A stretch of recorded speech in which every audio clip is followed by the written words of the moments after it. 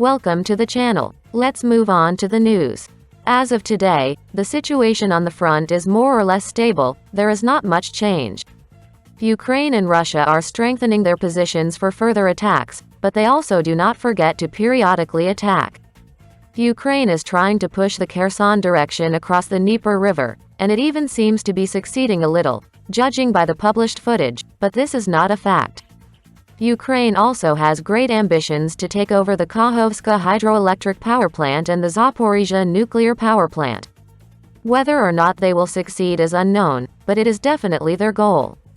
Russian troops, on the other hand, are trying to push through directions closer to the Luhansk and Donetsk republics. In some places they are successful, in other places not so much, but progress is being made. Basically, both sides are fighting through artillery, and then further mopping up is done by ground troops. Therefore, the first one to spot each other wins here. Russian and Ukrainian troops continue to train additional fighters for the front. The Russian army rules a partial mobilization and, according to Vladimir Putin's official words, has drafted about 350,000 men. Of these, about 50,000 are already indirectly helping the front. The remaining 300,000 are undergoing intensive training. Somewhere in places there are complaints about training and equipment, and the governors of Russian regions have to respond to such complaints as the wives and mothers of mobilized men raise hard questions about the conditions of preparation for the front.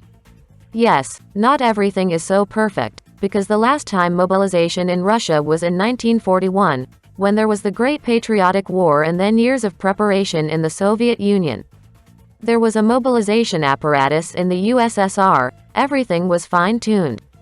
But many years have passed, the Soviet Union no longer exists, those people no longer exist, and in modern Russia they were not fully prepared for the war, and especially for the mobilization of 350,000 people in a month or 2 months. In Ukraine, however, the preparation goes the other way.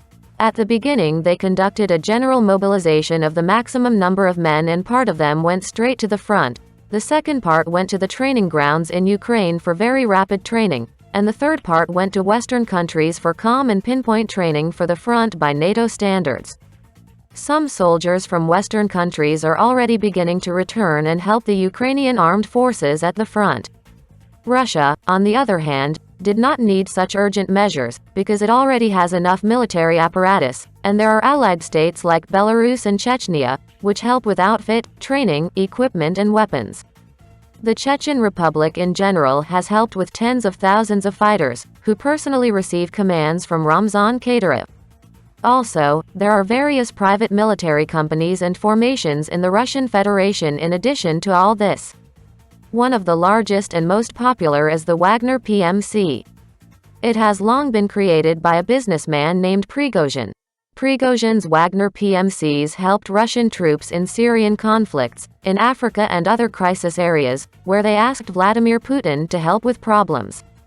The Wagner PMCs have both modern equipment and weapons, and strong equipment, such as helicopters and artillery.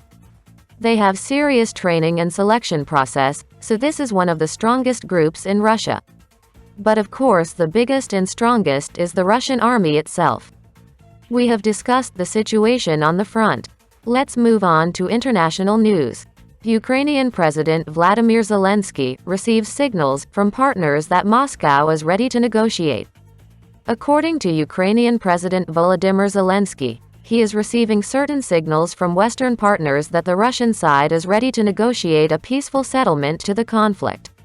Zelensky told reporters this, stressing that Kiev insists on the public nature of a possible dialogue with Moscow. Yes, I have received some or other signals from the leaders of states. It seems that Putin wants direct negotiations. I have been told so. I suggested a public forum, since the conflict is public, Zelensky noted. The Russian Federation has already commented on Zelensky's response, and Putin's secretary, Peskov, has already said that public talks are not exactly what they require.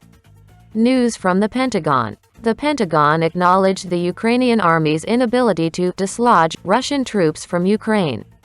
Ukrainian troops will not be able to dislodge the Russian army, General Mark Milley, chairman of the U.S. Army Chiefs of Staff, said during a briefing. The Pentagon spokesman assessed the AFU's ability to defeat the Russian army in the near future. Kicking the Russians physically out of Ukraine is a very difficult task. And it won't happen in the next couple of weeks unless the Russian army completely collapses, which is unlikely, he stressed. Ukrainian President Zelensky said that the grain deal has been extended for 120 days. The grain agreement has been extended for 120 days. Ukraine, together with Antonio Guterres and Tayyip Erdogan, made a key decision on the global fight against the food crisis. We are waiting for the official announcement from the partners, the UN and Turkey, Zelensky wrote on Twitter. Politico reports that Ukraine has turned to the West for spare parts to repair energy infrastructure. The Kiev authorities expect Russia's missile attacks on energy infrastructure to intensify and are asking the West to give Ukraine spare parts to repair damaged facilities. Politico writes about it, citing Ukrainian and U.S. officials. According to the newspaper, Kiev has told its Western partners that it does not have enough material and technical base to restore the destroyed infrastructure. Among the spare parts Ukraine needs are generators, pipes and valves. If they are in short supply, the country will face a period of electricity and gas shortages, making fighting on the ground more difficult and displacing civilians, creating problems in food production and logistics. News from Rome. Rome will consider new supplies to Kiev only on special order. Italy will consider new arms supplies to Ukraine only on special request from Kiev. Such conditions called the head of the Italian Ministry of Defense Guido Crosetto, reports Corriere della Sera. The decree on the supply of weapons will be considered upon a special request. Such has not yet been received, the minister said. According to Crosetto, no new package of military assistance is being prepared for Kiev. So far we are supplying a list of weapons from the previous 5. We will see about the 6th, but so far it is not on my desk or the chairman of the Council of Ministers, he said. Former Ukrainian President Poroshenko told the pranksters the true purpose of the past Minsk agreements with the Russian Federation. Pranksters Vovin and Lexus called Poroshenko under the guise of former United States Ambassador to Russia Michael McFaul.